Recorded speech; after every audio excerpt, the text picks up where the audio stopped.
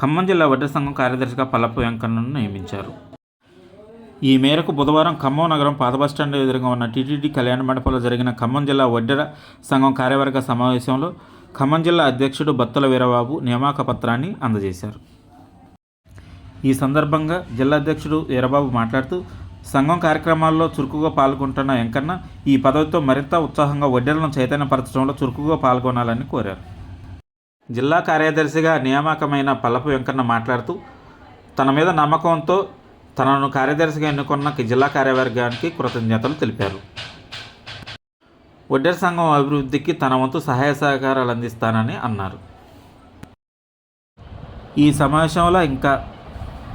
జిల్లా ప్రధాన కార్యదర్శి కుంచపు వెంకటేశ్వర్లు, గౌరవ అధ్యక్షులు రాయల సీతయ్య,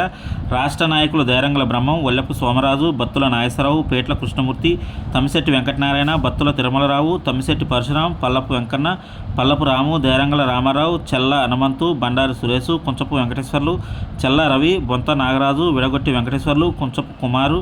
పల్లపు వేదయ్య, సంపంగి మల్లయ్య, బత్తుల వెంకన్న, కొండలు, బత్తుల శ్రీను, రాయల వెంకటేశ్వర్లు, గుంజె వీరబాబు, వేముల దుర్గారావు,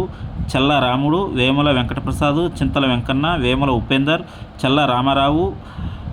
నర్రా సీతారాములు, ఓర్సు నాగేశ్వరరావు, ఓర్సు శ్రీను, సంపత్ కుమార్, గోగుల రాజు, చెల్ల రామకృష్ణ, చెల్ల సాయికృష్ణ, బండారు వెంకన్న,